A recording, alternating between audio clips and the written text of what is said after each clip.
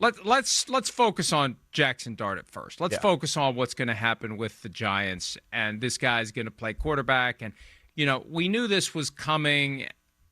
It was going to happen at some point, and the game in Dallas probably bought him another week. Right. And in hindsight, they probably wish they had done it after week 1, because I think every game that Jaxson Dart doesn't play is one less opportunity for him to begin to build up his bank of experience that will help him get to the point where the game slows down. And I'm a firm believer. If you believe in this guy enough to make him first-round pick, whoever it is, who's taken in round 1 as a quarterback, he needs to play now so he'll be better later. The more he plays now, the better he's going to be later. Unless he's completely overwhelmed and ruined, and in that case, why the hell did you make him a first-round pick, and that's on you for a bad evaluation. Right. What do you think? What do you think? And we know that preseason is misleading because there's no game planning and there's no film that you can use to figure out how to stop a guy. What should we expect from the Giants' offense with Jaxson Dart running it, especially against a team like the Chargers? I think you're going to see more to it. I think that's what to expect, right? I mean, without getting into specific X's and O's, but I think you're going to see, like what the kind of the statement I used was, using more of the field, using more of the eligibles in the pass game, not just making it about, hey, is the guy one-on-one outside and can we throw the ball outside there one-on-one? Right? That's the one thing we saw from Jaxson Dart in the preseason. The word I always use is surgicality, right? And Russell Wilson just doesn't have that. I mean, he was with Sean Payton, who's like the ultimate surgicality coach, and he was like, whoa, we can't even find the scalpel, so forget surgery. That's not happening. And then he went to Pittsburgh, and they're like, we don't even want surgery. We just want a decent offense, just something. And it was like, oh, okay, all you can do is throw the deep ball there. So Jaxson Dart's here, and the one thing he showed throughout all 3 preseason games is, one, he's a pretty damn good athlete, a better athlete than Russell Wilson, going to be able to run and do that more. And then when it comes to the intermediate throws, 5, 8, 12 yards, tighter windows, reading coverage in a hurry, got to anticipate getting the ball into that window, he's more comfortable that way. He's played that way his whole life. He never had the great speed Russell Wilson had in his prime to where he could just sit there and go, wait, I'm going to buy time and then run away from somebody. Okay, so that was Russell Wilson in his prime, but he's more athletic than him now, and I think they can design some quarterback runs and things like that with the RPOs that we saw him do in the preseason as well, which he was pretty effective with.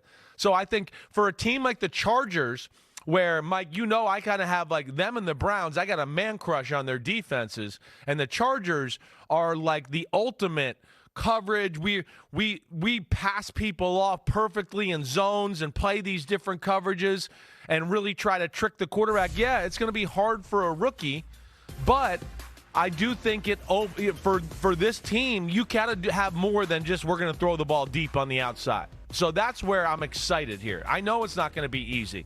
And then the other aspect I like about this game a little, Mike, is if there was a weakness to the Chargers team right now, it would be like, hey, their front 4 pass rush isn't like scary. You're not like, oh no, we got to double team all these guys. Khalil Mack's hurt right now. So I think that's why it's a good time. I actually think it's crazy. I'm saying it for the 3rd time. I can't believe it. A rookie gives the offense in totality a better chance than Russell Wilson, especially against a team like the Chargers, and this is the week to do it. Go ahead, make it happen. I, like you, thought it might be the Saints week, but it's time now, and we're all going crazy watching Russell Wilson play quarterback. Nobody wants it. Let's go Jaxson Dart. I think the fact that it was so bad on Sunday night and it was on national TV on NBC and Peacock, that expedited. If that game had been tucked into the 1 o'clock Eastern window, they might have been able to kick the can for one more week. But you get to a point where you say, what are you doing? Why are we doing this? What's the end game here? What are we trying to prove? And this is where I want to pivot to Russell Wilson, because remember they went through that weird stretch for a week or so where the Giants wouldn't allow either Jaxson Dart or Jameis Winston to talk to reporters at all. Yeah. In blatant defiance of the NFL's media protocol. And usually how it goes is the team is telling the player, hey, you need to cooperate, not the player willing to talk and the team saying, you will not talk. That almost never happens. But I feel like the Giants understood the nature of the minefield through which they were tiptoeing because of the Russell Wilson experience. And you can go back to Seattle when the reports came out that when things were starting to go sideways, he supposedly suggested to people higher in the organization that they fire Pete Carroll and not trade him. And then the stuff 2 years ago in Denver, when it got closer to his benching, right? The reporting about how he was threatened at the bye week, that if you don't change the trigger for the payment of the guarantees, the vesting of the guarantees for 2025, you're going to be benched. And there was a sound football business decision underpinning that. They didn't want to be on the hook for his full salary for 2025. They were already on the hook for his full salary for 2024. And if you're not going to make your vesting date for the full guarantee for 25 delayed by a year, we're not going to play you the rest of the year, because if you have an injury and you can't pass a physical by March of 2024, we owe you not one season but 2 seasons. And that whole thing wasn't working. But when that happened, he activated the personal PR machine.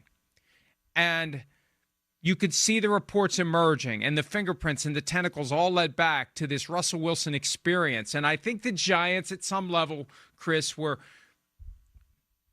concerned about getting themselves into that kind of a sideshow. And if you allow Russell Wilson to play enough so that a person of reasonable intelligence and common sense would look at this and say, yeah, it was time for him to be benched, I think that one extra game, obviously, especially after the Cowboys game, but it's almost like they felt like they needed to just let him play enough and just fail enough so that you could never make the argument that he got screwed. Because he came to New York with $10.5 million in salary and bonuses that he was guaranteed to make, and another $10.5 million in incentives that were driven only by him playing well. And so he's lost the opportunity to double his money now, and they needed him to prove it. I think that's the point. And I think that's why they waited. And I think that's why it got weird and clumsy and awkward with not letting the backups talk to the media. They didn't want to get themselves into a jackpot with the Russell Wilson personal PR machine firing shots at the Giants. And I think at this point, what could they really say? No, there's nothing, right? Russell Wilson not treated fairly? Right. No, you're exactly right. He's been treated fairly, surely. And I agree with a lot of what you're saying there. Plus, I think they go into training camp, saying he's a starter just because you don't know what to expect from your rookie. You don't. I mean, as a rookie, we're all a little spoiled right now because of a few guys that have come to the league as C.J. Stroud and Jaden Daniels, and we expect them to take over. But as we know, for the most part, it's going to take a little time. So you don't know where that rookie's going to be at. But I think they got into a point late in training camp where they're like, hey, the rookie's pretty good. Like, I think if we started the rookie, we'd be okay. Right, but I think some of what you're saying and maybe the backlash and all that, and then I think the main thing, and this is the things I even get on my social media because I've been out there for the last week kind of just saying it's Jaxson Dart time. I've had enough. I don't really care about Russell Wilson. I want to see Jaxson Dart, and I certainly said that after the game on my podcast on Sunday night. Like, it's time. All right, so but within that, okay. And Russell Wilson, I lost where I was going to go here. Yeah, okay, so they go with Russell Wilson, but my point is here, sorry, I got back to it, is I also feel like the Giants weren't sure about the team at first, right? So I think it's like, wait, we got Russell Wilson, we did that. Oh, wait, the rookie's pretty good. Oh, wait, if we bench Russell right now, yeah, maybe like what Florio's saying, the PR machine and all the stuff we're going to hear about that, and it's going to cause issues, and it's going to take over our team, and it's going to be the main conversation going into week 1. So I think there is some of that, and also like, hey, Andrew Thomas isn't playing. I don't know how good our O-line's going to be. Washington, blitzes and pressures. And Dallas, which they thought was going to be Micah Parsons for the better part of training camp and all that. So I think it was a little bit of all that together that led to Russell Wilson starting.